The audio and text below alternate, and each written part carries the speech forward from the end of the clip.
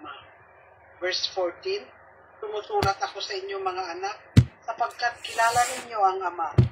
Sumusulat ako sa inyo mga ama, sapagkat kilala ninyo siya. Nasa simula pa siya na. Sumusulat ako sa inyo mga kabataan, sapagkat malalakas kayo, nananatili sa inyo ang salita ng Diyos, at napagtagumpayan na ninyo ang masama. Verse 15, huwag ninyong ibigin ang sanlibutan, o ang mga bagay na nasa sanlibutan. Ang umiibig sa sanlibutan ay hindi umiibig sa Ama. Ang lahat ng nasa sanlibutan, ang pagnanasa ng laman, ang pagnanasa ng mga mata, at ang pagmamalaki sa buhay na ito, ay hindi nagmumula sa Ama, kundi sa sanlibutan.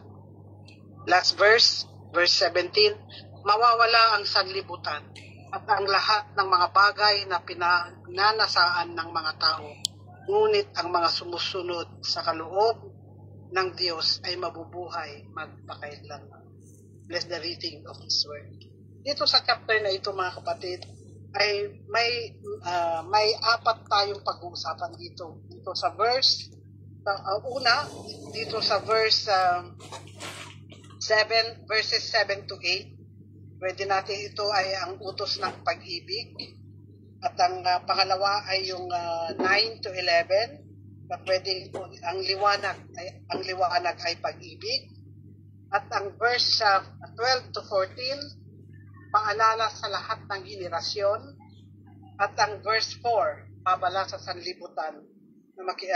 Dito ito yung last natin, yung 15 hanggang 17. So, unahin po natin yung unang sabi dito sa ano ba ang sabi dito sa verse 2 ay verse 7 and 8. Ito ay sabi niya na mga minamahal, hindi isang bagong utos. Ito ay paalala mga kapatid ng utos ng pag-ibig ay parehong luma at bago. Bakit? Luma dahil ito'y mula pa sa simula. Bago dahil lubos na naipakita sa buhay ni Kristo. Sa simula pa lang, tinuruan na tayo ng Diyos na magmahal. Di po ba? Andun yung mga verses ko mamaya, sasabihin ko po. Ngunit sa pamamagitan ni Kristo, ang utos na ito ay naging bago, hindi dahil sa nilalaman, kundi sa lalim ng kahulugan at halimbawa ng buhay ni Jesus. Ang pag-ibig ay hindi lang damdamin, kundi isang aktibong pamumuhay sa liwanag. Kung sinasabi nating nasa liwanag tayo, pero may galit tayo sa kapwa, tayo'y nabubuhay pa rin sa kadiliman. So, ano ba yung sinasabi rito dito sa verse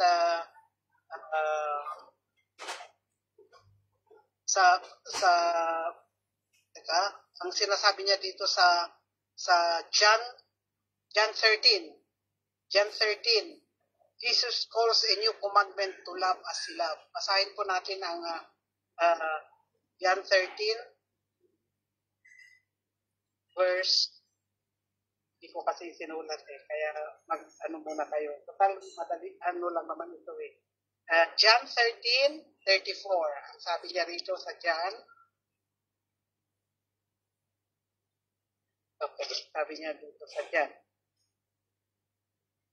13:34. Isang bagong utos ang ibinibigay ko sa inyo ngayon.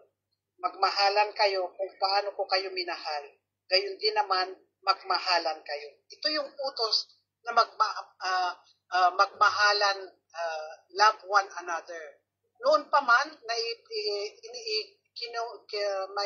doon sa Old Testament, they commanded us also in Leviticus 19 verse 18.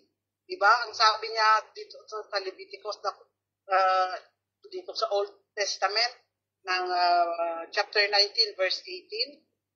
Ano ang sabi niya po doon? Na ito sa 19.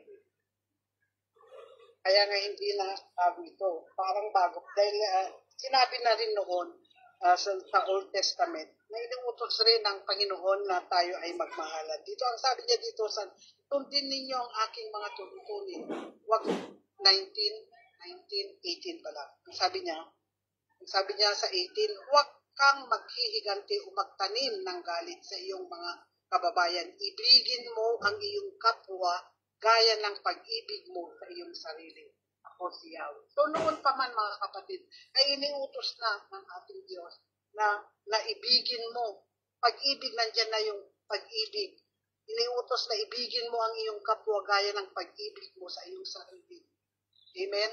So, makikita natin dito na in Christ, sa buhay ni Kristo, it's renewed and deepened. Na i-renew at napalalim yung pag-ibig na yan nung si Kristo na dito sa New Testament. Parang inulit lang ulit. Dito sa 2 John chapter 5, makita natin, ang sabi niya rito, dahil makikita natin yung kung paano ipinakita ang pag-ibig talaga, pag-ibig sa atin ng Panginoon sa pamamagitan ng kanyang tungkol. Alam naman na natin na paulit-ulit natin naririnig niyan na ang buhay ni Jesus ang siyang nagpakita ng tunay na pag-ibig. She is the sacrificial love. Noong unang Old Testament, nakita natin na mga sakripisyo na ginagamit para lang maalis yung mga kasalanan, mga animals. Pero this New Testament, Jesus is the sacrificial love. Ito niya ipinakita sa pamamagitan ng kanyang buhay, na ipakita niya ang kanyang pag-ibig sa atin, sa lahat ng naniwala at tumanggap sa kanya. Amen? So, makikita natin dito rin sa ano bang sinasabi niya dito sa 2 John chapter 5. Basahin nga natin kung ano ang gustong sabihin ni 2 John sa chapter 5. Chapter 5. Ang sabi niya rito sa John 5 pala, verse 5. Ang sabi niya sa 5, at ngayon, ginang, hinihiling ko sa inyo na magmahalan tayong lahat. Hindi ito bagong utos, kundi iisang dating utos na sa simula pa ay nasa atin na. Amen. Parang ini-reiterate lang, inuulit lang, parang binibigkas na ulit. The same commandment. Kaya nga, magmula pa noon sa old, dito sa 2 John 5, inuulit na, andyan na yung pag-ibig. Inuutos na sa atin ng Panginoon na magmahalan tayo dahil napakahalaga ang pag-ibig. Dahil ang Diyos mismo ay pag-ibig. Kaya nga gusto niya na lahat ng mga tumanggap at kumikilala sa ating Panginoon ay andun ang pag-ibig. Dahil yun ang pinakamahalagang utos, pag-ibig. Diba? Ang sabi nga doon sa first commandment, ano ba, love your God. Ano ba yun?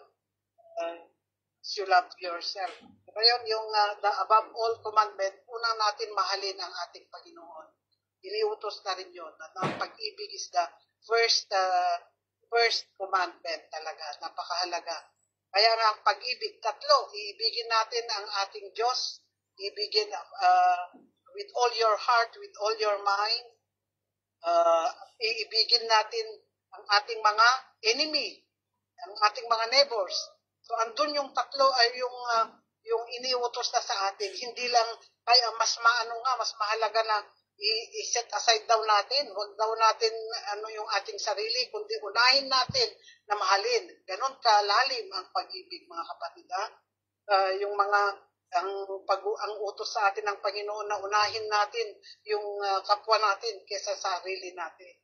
Ganon talaga ang nais ng Panginoon. Ganon kahalaga at kalalim ang ibig sabihin ng pag-ibig na yan.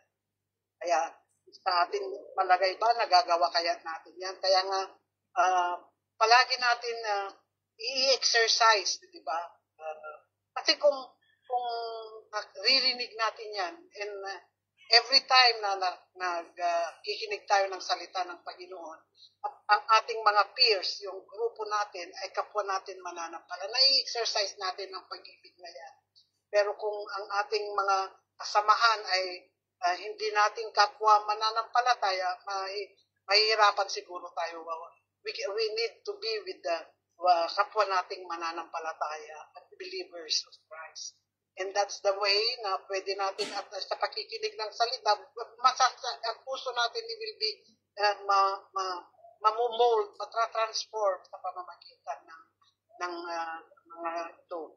Kasi nga, hindi natin talaga magagawa yan, lalo na, di ba, lalo na kung may mga kaaway tayo, di ba, na may ginawa sa iyo, talaga napakahirap, di ba? Depende kung ano yung mga sitwasyon na ginawa sa iyo.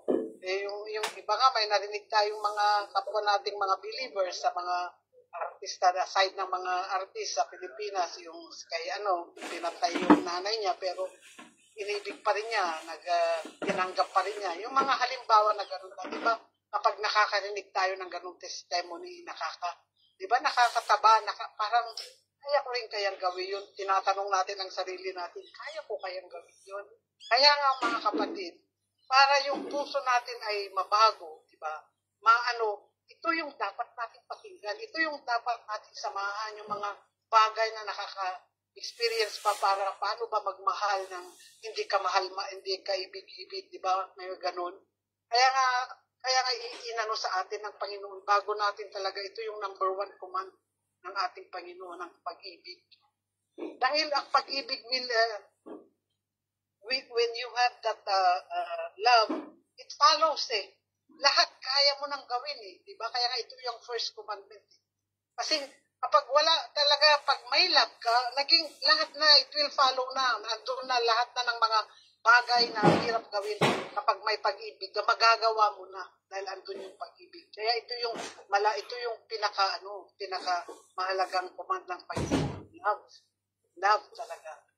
Kaya nga, naniniwala ako na we are still on process. Kaya nga ito siguro yung dapat para ma-mold, maiba yung ating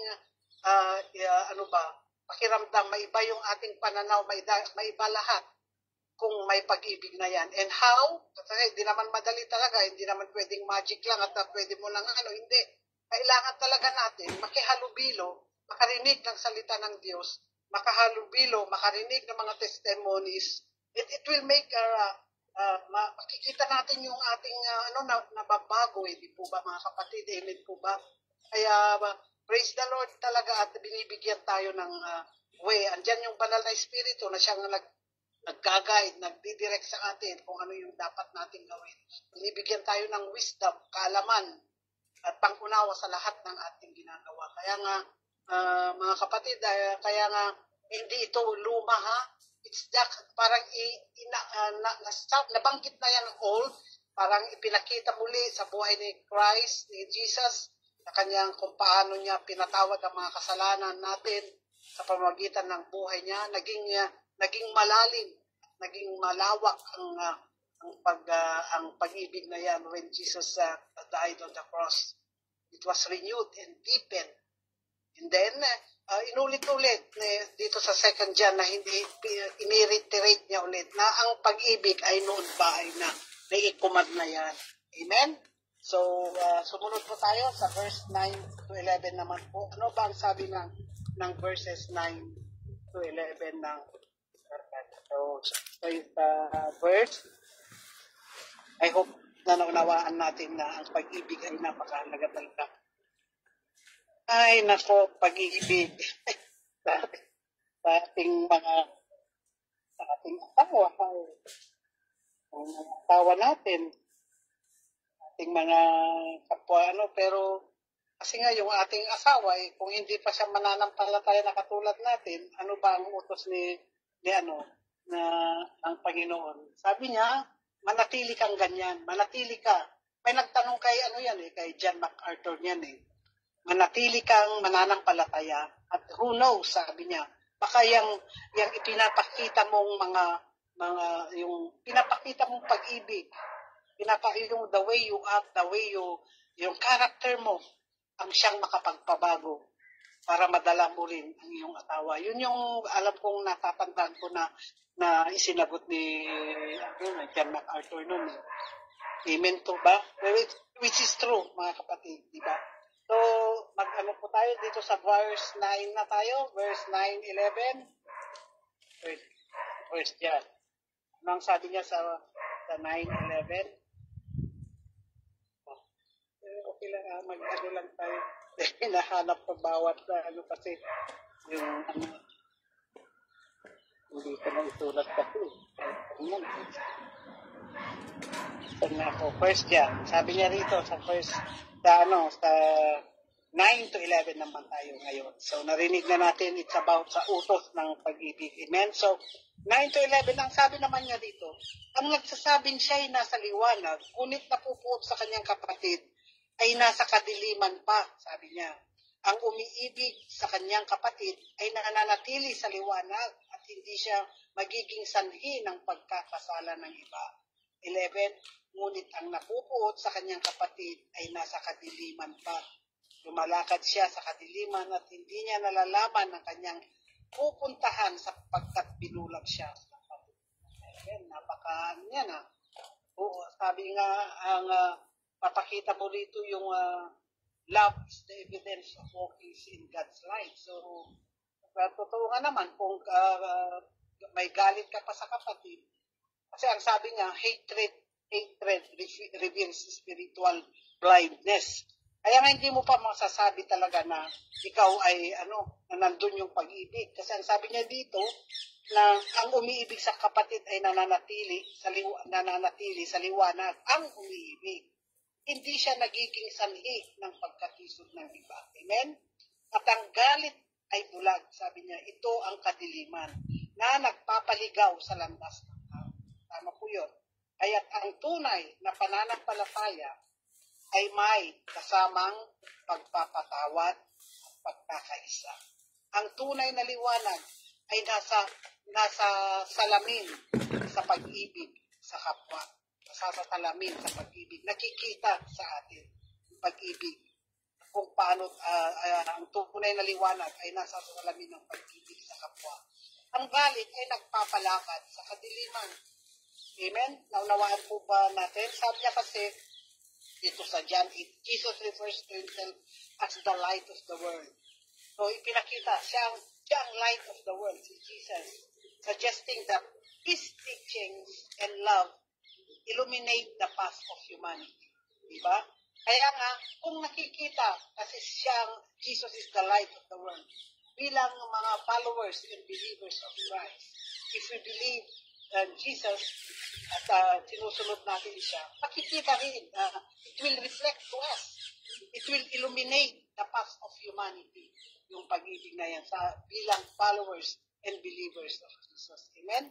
Ay hindi umiibig, ay hindi kumikilala sa Diyos, sapagkat ang Diyos ay pag-ibig. Hindi pa pwedeng ang hindi maniniwala sa Diyos ang hindi umiibig sa Diyos ay hindi kumikilala sa Diyos. Kasi ang Diyos nga naman ay pag-ibig. Paano mo, kung hindi ka kumikilala sa Diyos, wala kang pag-ibig dahil ang Diyos mismo ay pag-ibig. Amen? Kaya nga, mga kapatid, ang napakahalaga talaga na maipakita natin ito, pamuhay. Kasi we are the followers and believers of Christ. And Jesus is the light of the world. And so, Jesus is the light of the world. We are following Him. We are the followers and believers. And so, tayo din ay kung ipinakita natin ang buhay ni Kristo sa ating buhay, we will be the light of the world in this world. Diba? And dito makikita ang pag-ibig. This is the evidence that we are walking in God's light. Amen?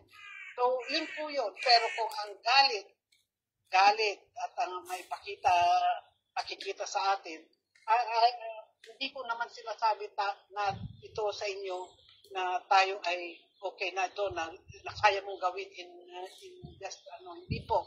Ito lang po itong mga naririnig natin ngayon ay ito yung kaparaanan para tayo ay magkaalaman pati para tayo ay masunod natin,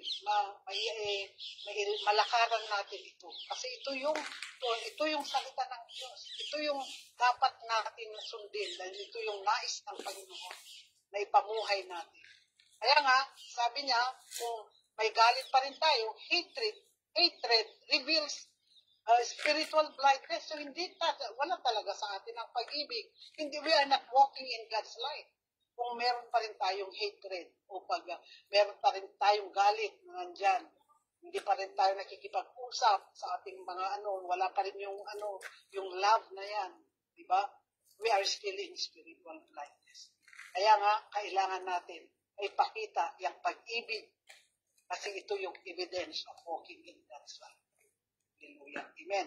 So, ang sabi niya rin dito sa Matthew chapter 5, verse 22 to 24. Basahin natin kasi halaga ito eh. Maganda yung mga ano niya eh. Yung mga supporting verses niya. Dito sa Matthew chapter 5, Matthew chapter 5, verse 22. Sabi niya rito sa 5:22 hanggang 24. Sabi niya rito. Ito pala yan. 5:22. Sabi niya rito. Ngunit sinasabi ko naman sa inyo, ang sino mang nakukugot sa kanyang kapatid ay mananagot sa hukuman. Ang kumahamak sa kanyang kapatid ay mananagot sa kataas-taasang kapulungan ng mga Hudyo. At sino mang magsabi sa kanyang kapatid, ulul ka, ay manganganib na maparusahan sa apoy ng impyerno. Verse 23, kaya kung mag-aalay ka, pakinggan niyo po ito, ganito ka malawak ang pag-ibig. Maging sa ating pag-aalay, mga kapatid. Kaya kung mag-aalay ka ng handog sa dambana para sa Diyos at naalala mong may tama ng loob sa iyo, ang iyong kapatid, ano ang gagawin? Verse 24, iwan mo muna ang iyong handog sa harap ng dambana at magpipagkasundo ka sa kanya. Ganun po talaga kahalaga ang pag-ibig. Kalalim, ano ibig sabihin yan? Maging sa ating paghahandog, kung may kagalit tayo, hindi tayo may kagalit tayo, hindi tayo nakipagkasundo, wala pong kwenta yung handog natin. Hindi po katanggap-tanggap sa Panginoon. Amen? Kaya nga, iwan mo muna ang iyong handog sa harap ng dambana at makipagkasundo ka sa Kanya. Pagkatapos, magbalik ka at maghandog sa Diyos. Ganon po mga kapatid. Hallelujah. Ganon kalalim ang pag-ibig na nais ng Panginoon natin na maipamuhay natin. Maging sa ating paghahandog. Kailangan malinis. Wala tayong kagalit. Amen?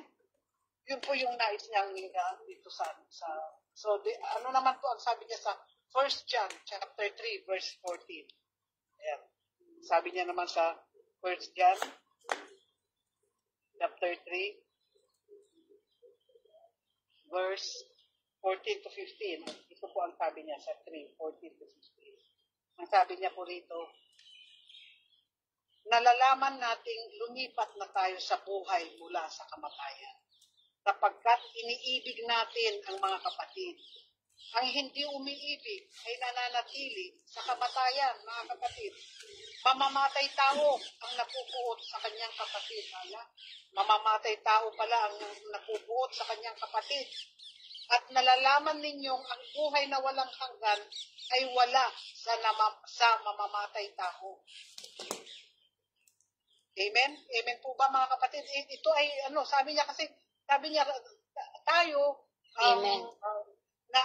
na mamamatay tao ang napupuot sa kanyang kapatid at nalalaman ninyong ang buhay na walang hanggan ay wala sa mamamatay tao. Hindi po tayo ganun. Sabi niya, dito natin nalalaman ang pag-ibig. Hallelujah. Inialay ni Kristo ang kanyang buhay para sa atin. Kaya dapat din natin ialay ang ating buhay para sa mga kapatid. Yun po mga kapatid. Ito po yung itinuro, salita ng Diyos itong binabasa natin. Ito po talaga ang dapat nating gawin. Dahil kung tayo ay excited, ang gift ng Panginoon yung ating buhay na walang hanggan, pero hindi ka pa rin nananatili ka pa rin sa kamatayan, wala po. Ang nais ng Panginoon ay kailangan tayong mamuhay na may pag-ibig. Ito natin nalalaman ang pag-ibig. Inialay ni Kristo ang kanyang buhay para sa atin. Kaya wag po tayong matawag ng mamamatay tao. Dahil ang sabi niya, ang mamamatay tao ang napupuot sa kanyang kapatid. Kailangan kaibiganin na natin ang ating mga kapatid. Hallelujah. Kailangan natin, dahil lumawak, narinig natin ito, kailangan natin naway ito yung Kapag ito yung katuruan na talagang maano ka eh. Yung bang sabi nga ang salita ng Diyos talagang tutusukin ka, di ba? Ano ka talaga yun. Ito yung conviction. If you are not, wala namang ano nga sabi ko mga kapatid, we are not all perfect. Andiyan talaga. Pero kung ito ay nangyayari, bawat isa sa atin, kailangan talaga natin sundin at tayo ang salita ng Panginoon. Amen. Mamamatay tao, magkakit mo, mamamatay tao ang napupunod sa kanyang kapatid. At alam ko na wala po sa atin yan at patuloy natin i-share yan sa ating mga kapwa nating mananampalataya believers. Kaya nga ito, ang kahalagahan ng pag-aaral ng kanyang salita. Amen? Napakaganda talaga kapag naririnig na ano natin ito, nababasa natin, nababalikan natin ang salita ng Panginoon na ito ay isang paalala. Hallelujah. Kaya nga, naway itong mga verses na ito ay isang pagpapatunay na it's about time na kailangan na natin unti-unti ka tayo, mababago tayo talaga, mamumold tayo, andun yung total transformation. As we hear and rinig natin ang salita ng Diyos, ito isang paalala. Alam ko, mga kapatid, na we are all in their process, pero I hope na itong mga salita ng Panginoon ay talagang tumusok sa ating mga buto, sa ating mga puso, manahan dyan. Amen? Hallelujah. Hallelujah. At umano po tayo dito sa verses 12 to 14. Naman tayo, mga kapatid. Ano ang sabi ng 12 and 14? Sabi niya dito sa 12 to 14, tumutulat ako sa inyo mga anak, sapagkat pinatawad na ang inyong mga kasalanan, alang-alang sa kanyang pangalan. Sumusulat ako sa inyo mga ama, sapagkat kilala ninyo siya, na sa simula pa'y siya na. Sumusulat ako sa inyo mga kabataan, sapagkat napagtagumpayan na ninyo ang masama. 14, sumusulat ako sa inyo mga anak, sapagkat kilala ninyo ang ama. Tumutulat ako sa inyo mga ama, sapagkat kilala ninyo siya, na sa simula pa'y siya na. Tumutulat ako sa inyo mga kabataan, sapagkat malakas kayo. Mananatili sa inyo ang salita ng Diyos, at napagtagumpayan na ninyo. Ito po yung dito sa 12 to 14, ito ay paalala sa lahat ng henerasyon. Ipinapakita rito sa bawat yugto ng buhay ay may papel sa pananampalataya mula sa kabataan hanggang sa katandaan. Amen. Si Juan ay sumulat sa mga anak, kabataan at matatanda. Ipinapaalala na ang pananampalataya ay para sa lahat. Ang mga kabataan ay malalakas. Ang mga ama ay may karunungan at ang mga anak ay tinatawad na. Ipinapakita nito na ang buhay Kristiyano ay may yugto. Lahat ay may papel sa kaharian ng Diyos. Ipinapakita rito na bawat yugto ng buhay ay may papel sa pananampalataya mula sa kabataan hanggang sa katandaan. Ang sabi niya dito sa Proverbs 20. Basahin muna natin dito sa 1 Corinthians. 1 Corinthians chapter 13, verse 4-7. At dito yung pag-ibig pa rin yung ating 1 Corinthians. Okay. Ang sabi niya dito sa 1 Corinthians chapter 13, pakinggan niyo po ito. 13 hanggang verses 4 to 7. Ang sabi niya dito, ang pag-ibig ay matiyaga at magandang loob. Hindi maingit, hindi mayabang, ni mapagmataas man. Hindi magaspang ang pag-uugali, hindi makasarili, hindi magagalitin o mapagtanim ng sama ng loob sa kanya. Hindi ito natutuwa sa masama, kahit ay nagagalak sa katotohanan. Ang pag-ibig ay matiisin, mapagtiwala, puno ng pag-asa at nagtataga hanggang wakas. Alin po doon na sinabi mo hindi natin ito. So, alam ko marami pa rin. Kaya nga, ang pag-ibig ay hindi para sa matanda, hindi para sa anak. Ito po ay walang pinipiling mula sa kabataan, dala-dala natin kung andyan yung pag-ibig. Kasi nga, di ba kung ano ninyo, kapag tumatanda tayo, sabi nila, mabilis tayong mabilis tayong magalit, o kaya wala tayong patience, madali tayong mapagod. Pero kapag nandyan pa rin sa iyo yung pag-ibig na yan. Hindi po nawawala, it's still there. Still there. Kasi ang pag-ibig, yun nga, yung sinabi ko isa-isa rin. Ang sabi rin niya dito sa 1 John 4:7, sabi niya rito, basahin natin ang 1 John. Sinabi niya rin dito na wait lang ha. 1 John 4:7, ang sabi niya rito, mga minamahal, pag-ibigan tayo sapagkat mula sa Diyos ang pag-ibig. Ang bawat umiibig ay anak ng Diyos at kumikilala sa Diyos. Kung wala kong pinipiling bata ka man, matanda ka man, lahat tayo, ang bawat umiibig ay anak ng Diyos at kumikilala sa Diyos. Ito naman sa Ephesians chapter 3, verse 17 to 19. Ito ang sabi niya rito. Ephesians. Marami tayong verses dito na malapit. Ito yung Ephesians chapter 3. Yeah. Chapter 3 verse 17 to 19. Okay. Sabi niya rin dito, chapter 17 to 19. Naway manatili si Kristo sa inyong mga puso sa pamamagitan ng inyong pananalig. Dalangin ko na ang pag-ibig ang maging ugat at pundasyon sa lahat ng inyong gawain. Hallelujah. Yan, pag-ibig na naman yan. Sa lahat ng ating ginagawa, kaya nga ito yung first commandment. Diba?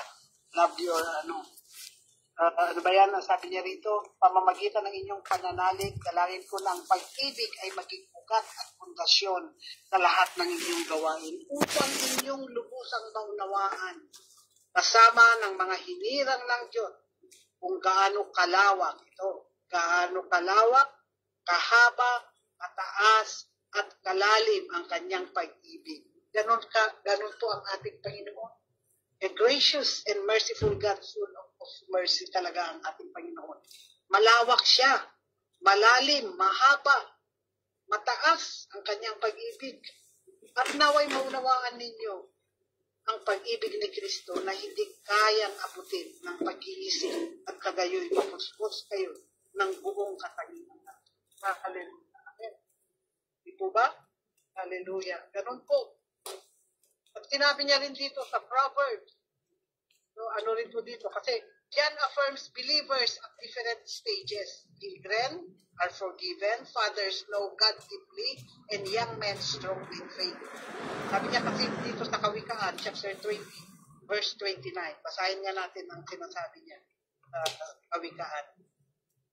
May sinabi rin siya sa Kawikaan at saka sa Salmo, may sinabi rin siya kung paano ang pag-ibig. At 20, yan, sabi niya, verse 29.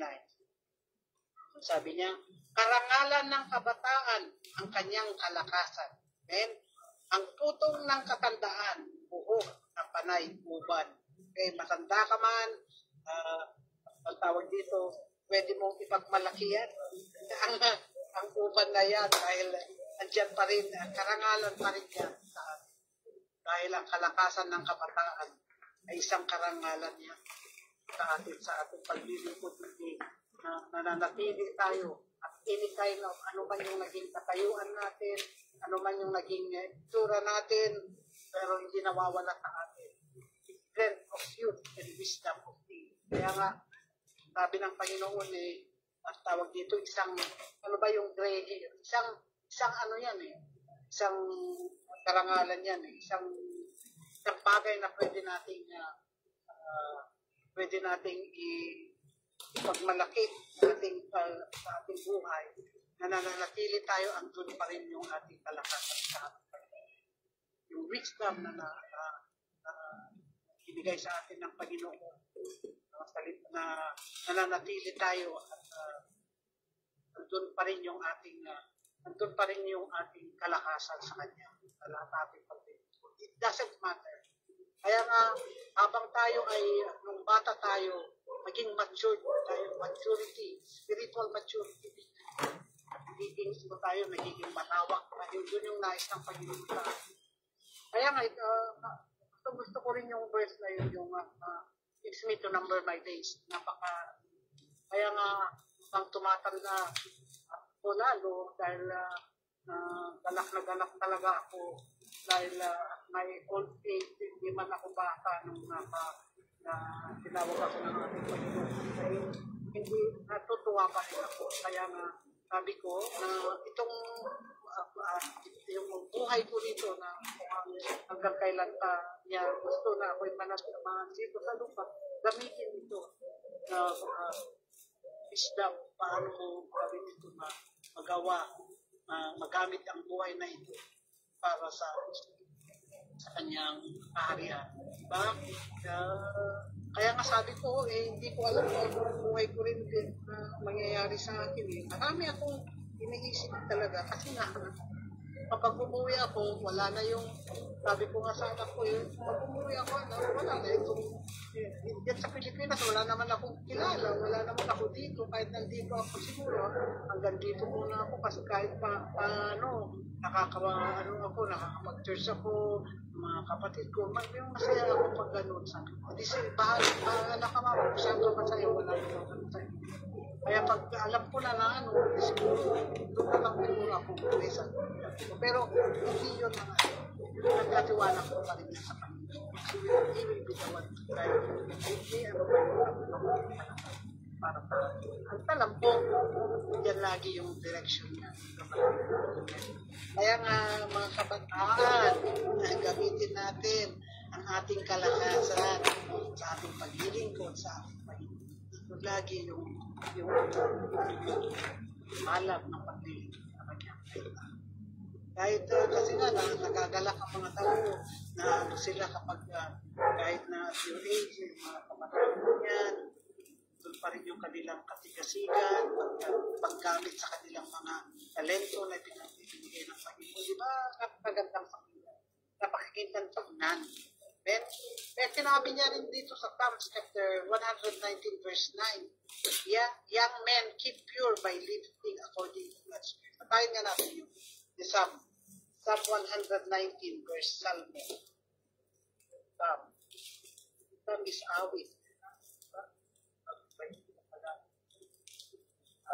119. Sabi niya dito sa 119 verse 9. Sabi niya, verse 9. Paano mapapanatiling malinis ang pamumuhay ng sinumang tao sa kanilang kabataan sa pamamagitan ng pagsunod sa banal mong kautusan? Kaya nga, sa kabataan ito, yung pagiging matunurin sa kautusan ni Yahweh. Kaya nga, habang basa tayo, maging obedient tayo, dahil yan yung magiging magiging pure tayo by living according sa utos na pagsusunod tayo, clean living, pure living, pure living. Yep. So, yun po yung encouragement sa lahat ng mula sa bata hanggang sa katandaan natin, doon pa rin yung ating bilang sabi ni John, believers different stages. Napili pa rin tayo ating pananampalataya sa ating. Amen. Lalo tayo nagiging yung spiritual maturity natin. Kung tayo ay bata-bata, tayo nagiging mature ba yung ating character, the way we look at things, yung paano na dati napagdaanan ko na yan, yung mga ganun. So nagiging yung napagdaanan mo na yan, it will correct you. May itatama ka na ito yung may kapabuhay. Kasi napagdaanan mo na yan at hindi naging maganda sa mata ng Diyos. So ito yung magiging lesson para maging Amen. Hallelujah. So I hope na may nakapagbigay ito ng hanggang sa verse 12 to 14 po ito. So ito po yung last verse na 15 hanggang 17. Ito naman po ay babala sa sanlibutan. Ano ba ang sabi niya? Dito sa 15 to 17 naman tayo. Matatapos na po tayo. Dito sa 1 John 15. Patayin ko muna para ano naman. Okay, praise the Lord. 1 John 15 to 17. This will be our last verses. So, huwag ninyong ibigin ang sanlibutan o ang mga bagay na nasa sanlibutan. Ang umiibig sa sanlibutan ay hindi umiibig sa Ama. Ayan, mga kapatid, napakaliwanag. Ang lahat ng nasa sanlibutan, ang pagnanasa ng laman, ang pagnanasa ng mga mata, at ang pagmamalaki sa buhay na ito ay hindi nagmumula sa Ama, kundi sa sanlibutan. Last verse, mawawala ang sanlibutan at ang lahat ng mga bagay na pinagnanasaan ng mga tao. Ngunit ang mga sumusunod sa kalooban ng Diyos ay mabubuhay magpakailanman. Amen, amen, amen. Kaya nga, isang malinaw na paanyaya na huwag tayong mahulog sa tukso ng mundo, mga kapatid, kundi mamuhay ayon sa kalooban ng Diyos. Huwag ibigin ang sanlibutan. Huwag ibigin. Ang sabi niya kasi dito, do not love the world. Do not love the world or the things in the world. Ang pagnanasa ng laman, mata, at pagmamalaki sa buhay ay hindi mula sa Ama. Kaya nga, gawin na natin ito, yung ipamuhay na natin ito. Ang mundo ay lilipas, ngunit ang sumusunod sa kalooban ng Diyos ay manatili magpakailanman. Ang sabi niya kasi, worldly desires, kasi alam na natin yung mga tatlong bagay na yan, di ba? Sa pride, kasi nga napuput ang Diyos ang umiibig sa sanlibutan. True life is found in doing that. Tandaan po natin, ang tunay na buhay ay matatagpuan in doing kung ano yung nais ng Panginoon. Patayin natin yung James 4:4. Yung Santiago 4:4. Maganda yung sabi niya rito. 4:4 ang sabi niya rito. Sa verse 4. Mga taksil, hindi ba ninyo alam na kapag nakipagkaibigan kayo sa sanlibutan, ay kinakaaway naman ninyo ang Diyos? Ang sino mang nagnanais na maging kaibigan ng sanlibutan ay nagiging kaaway ng Diyos. Napakaliwanag ba? Kalitan ng Diyos po ito. Ang sino mang nagnanais na maging kaibigan ng sanlibutan ay nagiging kaaway ng Diyos. Hallelujah. Yun ang sabi niya sa James 4:4. Matthew 6:24, may sinabi rin siya sa Matthew. Tayin po natin sa Matthew 6:24. 6:24. Sabi niya rito, walang aliping makakapaglingkod sa dalawang Panginoon sapagkat kapuputan niya ang isa at iibigin ang ikalawa. Paglilingkuran ng tapat ang isa at hahamakin ang ikalawa. Hindi ninyo maaaring paglingkuran ng pareho ang Diyos at ang kayaman. Totoo po yun, mga kapatid. So, ano ba sa palagay niyo, mga kapatid? You cannot serve both God and mamimili ka lang ng isa. Ano ba ang pipiliin natin? Dahil lang mga believers. So, of course, alam na natin ang pipiliin natin. Hindi po tayo pwedeng hindi raw pwede na maglingkod tayo sa dalawa. Isa lang daw po. Mamimili lang tayo. Kung ano lang yung gusto ninyo. Di lang mga believers and followers of Christ, of course, ang pipiliin po natin ay ang ating Panginoon. Amen. Hallelujah.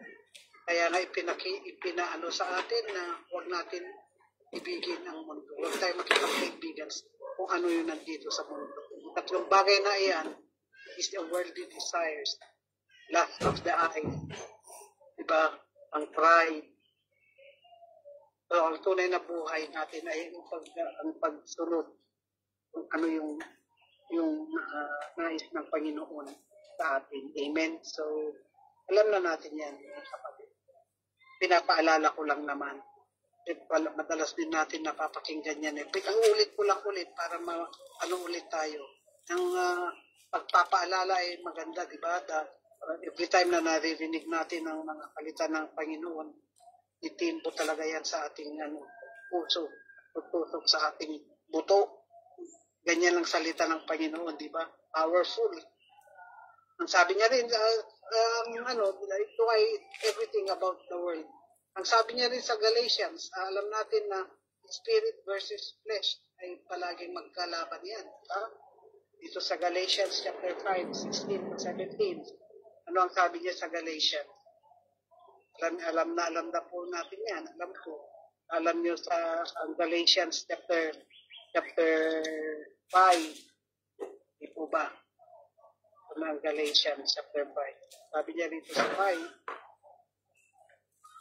sinasabi ko sa inyo, mamuhay kayo ayon sa Espiritu at hindi ninyo pagbibigyan ang mga pagnanasa ng laman. Huwag daw natin talagang pagbigyan. Huwag natin pagbigyan. Sapagkat ang mga pagnanasa ng laman ay laban sa kagustuhan ng Espiritu. Kagustuhan ng Espiritu ay laban sa mga pagnanasa ng laman. Magkalaban ang dalawang ito, kaya napipigilan kayo sa paggawa ng nais ninyo. Yung magiging pagabal talaga if you do, yung you will follow yung pagnanasa ng laman. Ito yung sa iyo, makakapag-fail sa iyo sa pagsunod sa ating Panginoon. And we need to believe in the Spirit. Amen. Ano pa ba yan? Huwag ng Espiritu. Sabi pa niya rito, magkalaban. Sabi niya kasi rito, hanggang 17 sabi. 17. Sapagkat ang mga pagnanasa ng laman ay laban sa kagustuhan ng Espiritu. At ang kagustuhan ng Espiritu ay laban sa mga pagnanasa ng laman. Magkalaban ang dalawang ito, kaya napipigilan kayo sa paggawa ng nais ninyong gawin. Okay? So, I hope mga kapatid, alam ko naman na napaka-maliwanag na yan sa inyo. Alam ko na lahat ng ating pati yung mga verses, 14 verses na binasa ko, ay alam nyo rin yan. Palagi naman natin narinig yan sa ating mga stickers, paulit-ulit. At alam ko na ito ay isang paalala. Dahil kung paulit-ulit, ito ay isang paalala. Very important na bagay. Kaya nga, ang masasabi ko lang, sabi sa gitna ng mabilis na takbo ng mundo, paalala ni Apostol Juan na ang tunay na buhay ay hindi nakibuhat sa dami ng ating tinatamasa kung ano yung meron tayo. Maganda pa yung verse na yun na what shall man? Ano ba yun? Ano ba yun? Na kamit mo man ang lahat ng bagay sa mundong ito, pero wala naman sa iyo ang Diyos, walang kabuluhan. Diba? Kaya nga, kundi sa lalim ng ating pag-ibig sa Diyos at sa kapwa, ang utos ng pag-ibig ay hindi bago, ngunit sa bawat araw, ito'y dapat maging sariwa sa ating puso. Ang pag-ibig ay liwanag, at ang liwanag ay nagbibigay direksyon sa ating lahat. Ang sanlibutan ay puno ng tuktok, sakiman, pagmamataas at pansariling sakiyahan. Ngunit mga sumusunod sa kalooban ng Diyos ay may buhay na walang hanggan. Sa bawat yugto ng ating buhay bilang anak, kabataan o magulang, may panawagan tayo manatili sa liwanag. Alam po mga kapatid na itong narinig natin ay isang makapagbigay ng magigising tayo talaga. Kasi kasama natin yan sa araw-araw nating buhay. Ngayon ang tanong, di ba? May katanungan, paano ko maipapakita ang pag-ibig sa aking kapwa sa araw-araw? Yan, ano kaya ang sagot natin dyan? Yan, sa reflection ninyo, so, kung gusto nyo sagutin ito yung guide. Paano ko naipapakita ang pag-ibig sa aking kapwa sa araw-araw? Isang tanong yan. Sa anong paraan ako tinatawag ng Diyos upang maging ilaw sa mundo? Ilaw sa mga kaibigan ko. Ano ang natutunan ko sa Diyos sa yugto ng buhay na kinalalagyan ko ngayon. Amen. So yung mga ano po, gusto nyo pong mag-reflect, ito lang po yung pwede nyo, kung gusto nyo sagutin po yung mga tanong. Amen. So, doon po ako nagtatapos at manalangin po tayo bilang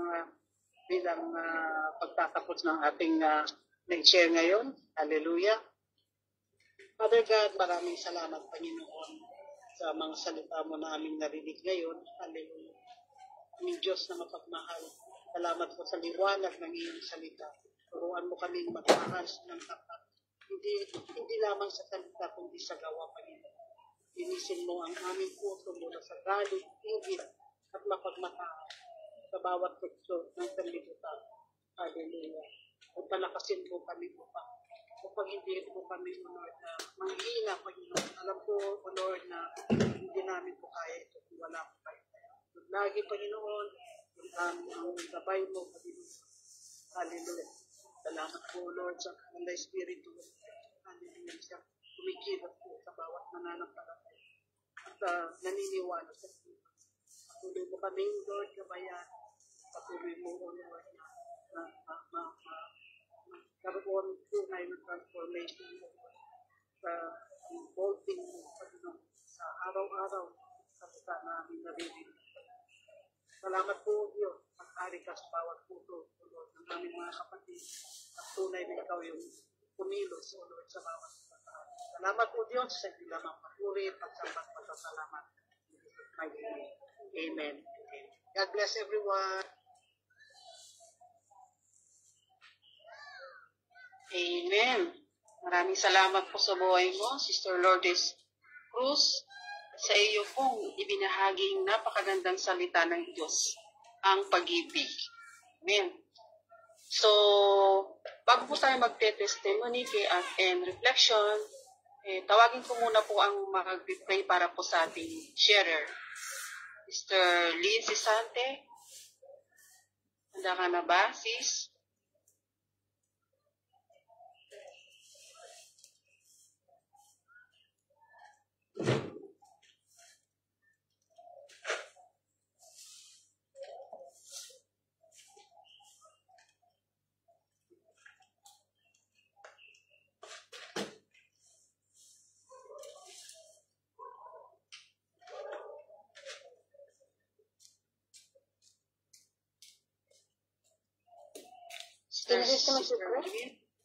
Sister Lynn, nandiyan ka na ba? Pray for the shares. Baka hawak nila yan ang cellphone. Titis.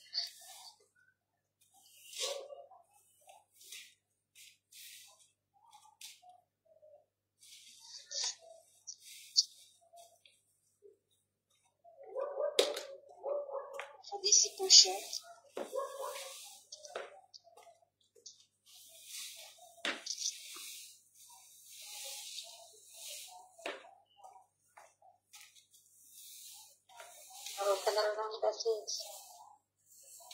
Sino po pwedeng available para po mag-pray po sa ating sharer? Ikaw na lang, sis. Ikaw na lang, okay. Salamat sa iyo, Sister Christine Dinar. Amen. God bless you po. Amen. Hallelujah. Huwag tayo magpasalamat sa ating Panginoon. Salamat, Panginoon, o dakilang Diyos namin banal. Ikaw ang aming itinataas at pinapupurihan. Salamat po, Panginoon, sa iyong mga salita. Salamat po, Panginoon, sa ginamit mo sa oras na ito, sa buhay ng aming Sister Cruz, Panginoon. Pagpalain mo sa Panginoon ng higit at ligling na pag-umapaw, Panginoon, sa kanyang pamilya, Lord God. Maraming salamat po, Panginoon, sa buhay ng aming kapatid na ito, Lord God. Lord, puli po ako humihingi ng kapatawaran at nagpapasaliksik po ako, Panginoon, sa aking karumihan, Lord God. Upang karapat dapat muli ako manalangin sa aming kapatid na ito na nagbahagi na iyong makapangyarihan at banal na salita, Lord God. Turiin mo sa aking mga karumihan, Panginoon, mula noon hanggang ngayon sa aking mga kasalanan. Patuloy po ako humihingi ng kapatawaran sa isip, salita at kagawa. Hayag mong Panginoon, lihim siya ng Lord God. At patuloy mo ko suriin, Panginoon, sa kaitutuan na aking puso't isip. Liwat ka, Lord God. Maraming salamat po, Panginoon. Maraming kapatid na ito, Panginoon, na patuloy mong ginagamit, Panginoon. Mightily and powerful, Panginoon. Bigyan mo sa Panginoon palagi na klaro kaunawaan, Panginoon, na makalamot, Panginoon, Lord God. habagan niyo po, Panginoon, sa araw-araw ng kanyang buhay, Lord God. Ano yung pagpapala, pag-iingat po sa kanya, Lord God. Sa kampo ng kanyang pamilya, maging sa kanyang mga apo, Panginoon, Lord God.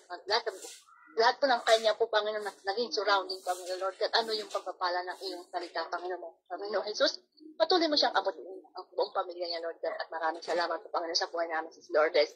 Bigyan niyo po siya, Panginoon, ng malakas sa pangangatawan, pag-iingat sa kanyang mga sa biyahe, Panginoon, sa pagpunta ng kanyang mga amo, maging ang kanyang amo, Lord God. Lord God, gamitin mo siyang pagpapakala ang kanyang mga labi, Lord God, na magbubukal ang iyong salita, Lord God. At patuloy mo siyang pagliwanagin, paglilingin, Panginoon, sa lahat ng kanyang mga kasalamuha, Lord God. At ito ang makikita sa buhay niya, Lord God. Patuloy mo siya, Panginoon, palalimin, Panginoon, sa iyong salita. Patuloy mo siyang gamitin, Panginoon, sa iyong ubasan, Panginoon, upang lahat po, Panginoon, ng mga naliligaw na ito pa mga Lord God ay makakatagpong Panginoon sa buhay ng aming kapatid na ito, Lord God. Maraming salamat po, Panginoon, sa iyong salita na ibinahagi mo sa oras na ito, Panginoon, sa buhay ng aming kapatid na ito, Lord God. Hallelujah. Tunay na ikaw ang Diyos na kumikita sa Kanya. Tunay na ikaw ang Diyos na kumikilo sa buhay niya, Panginoon. Lord, dinadalangin ko, Panginoon, sa Kanya mga hiling, Panginoon, sa Kanyang buhay, sa Kanyang physical, spiritual, financial, Panginoon, maging sa kanyang pamilya, Panginoon, sa kanyang puso, sa kanyang kaisipan, Lord God. Lord, sa iyo ko po inilalap ng aming kapatid, Lord God. At patuloy mo siya ingatan, Panginoon, sa pamagitan ng iyong banal na dugo, Panginoon. Mightily and powerful, Lord God. Ikaw patuloy ang gumamit sa kanya, Lord God. Ano po, Panginoon, gamitin mo siya, Panginoon, sa malalim na pagkakatawag, Panginoon, Lord God. At patuloy mo siyang iingatan, Lord God. At maraming salamat po, Panginoon, sa buhay niya, Panginoon. Na patuloy po, Panginoon, nagpapagamit na magamit ang kanyang talento, ang kanyang kakayahan na nagbumula sa iyo, Lord God. Tunay na ikaw ay Diyos namin dakila. Tunay na ikaw ang Diyos na kumikilo sa buhay ng bawat isa, Lord God, sa lahat ng aspeto ng kanyang buhay, Lord God. Ikaw ang Panginoon ang makita, ikaw ang maitaas at mapasalamatan, Lord God. At patuloy mo siyang iingatan sa mga naroroon, Lord God. Maging sa pamilya niya, Lord God. Maging sa kanyang pangangailangan, Panginoon, sa health, Panginoon, Lord God. Ikaw ang Diyos sa dakilang manggagamot. Ikaw ang Diyos na magbibigay ng kalakasan sa kanya araw-araw, Panginoon. Patibayin mo, Panginoon, ang kanyang tuhod, Panginoon, sa araw-araw ng pag-akyat ng church, Lord God, na magamit sa ministeryo araw-araw, Panginoon, na iyong upasan, Lord God. Maraming salamat sa buhay ng aming kapatid na ito, na patuloy mo na nagagamit, Panginoon. Tunay na siya po, Panginoon, ay naging ilaw at asin, Panginoon, sa buhay ng bawat isa, na ibabahagi ang iyong salita mga sa buhay po, Panginoon. Tunay na makikita, Panginoon, na siya po, Panginoon, ay isa din sa nagagamit, Lord God, na magbibigay ng pang-unawa sa mga kapatid namin na hindi pa lubos na nakakaunawa na iyong salita. Maraming salamat sa buhay ng aming kapatid na ito, Lord God. Tayo po, Panginoon Jesus Kristo, ang kapurihan, ang katagumpayan, ang kalwalhatian, at ang kabanalan at ang kapangyarihan, sapagkat ikaw ang Diyos na aming inuukulan ng aming mga buhay. Ikaw ang Diyos na aming sinasamba at pinagkakatiwalaan. Salamat, Panginoon Jesus, na aming tagapagligtas in Jesus' name. Amen. Talk to you, host. Maraming salamat, Sister Christine Bilan, sa napakagandang mensahe para sa ating share. So, dumako naman po tayo sa ating testimony and reflection. So, sa akin po naman, ang ating reflection po about po sa naging mensahe po ng ating Sister Lourdes Cruz sa pag-ibig. Totoo nga po na huwag po tayo magtanim ng galit o sama ng loob sa ating kapwa. Mahalin natin ng ating kapwa kahit dahil ito po yung kumbaga ang ating Panginoon ibinigay niya sa atin yung pagmamahal. Kaya alam po natin na mahirap pong magpatawad, pero ang Panginoon naman po yung nagpapatawad. Mahirap din naman pong magtanim ng galit. Hindi rin po natin maiiwasan talaga na magkaroon po tayo ng patampuhan, galit. Kaya normal lang po yun. Pero ang kabutihan po ng ating Panginoon ay pinagkakaloob niya po na huwag magtanim ng sama ng loob sa ating kapwa. So, di ba po ba napakasarap sa pakiramdam na nagigising tayo, magtatrabaho tayo, na walang iniisip, wala tayong iniisip na may kagalit, kaaway. So, ang pamumuhay kasi natin, parang ang hirap din kasi na mamuhay na iniisip mo na may kagalit ka. So, di ba, ang hirap din naman kasi nagtatrabaho tayo, na kagalit mo isang tao, na hindi mo kinikibo. So, hindi po talaga siya maganda para sa ating kalusugan din po yun. Saka, kung ang Panginoon nga po nagpapatawad tayo pa kaya. So, yun po, kailangan yung pag-ibig po talaga na laging nasa sa atin. Kasi kagaya rin po na sinabi ni Sister Lourdes kanina na pag-ibig para sa ating mahal na asawa, gano'n. So, parang naalala ko na naman po yung sa asawa ko gano'n. So, masarap po talaga ang umibig. So, yun nga po. Kaya kailangan po nating mahalin po ang ating kapwa. Even na, sabi nga po niya, even your neighborhood, kung sakali mong meron kayong hindi pagkakaunawahan, diba, normal naman po kasi sa atin sa mga kapitbahay natin sa ganun. May time na nagkakagalit, minsan matagal bago magbati, pero sa ngayon po kasi, nasa edad na po tayo na siyempre tayo po ay nagkakaedad na, so mas piliin po natin yung wala tayong kagalit. Mas masarap sa pakiramdam. At mas masarap mamuhay nang tayo ay walang kinikimkim ng sama ng loob sa ating kapwa. Di ba po ba? So, yun po yung naging reflection ko po sa pag-aaral na ibinahagi sa atin ng ating Sister Lourdes. So, kailangan po natin talagang maging mabuti sa ating kapwa. Kahit man ito ay naging masama sa iyo, pilitin po natin maging mabuti sa kanila or sa kanya. Para po sa ating araw-araw na pamumuhay ay magaan, walang bigat na nararamdaman sa ating puso. Ito yung napakahalaga sa ating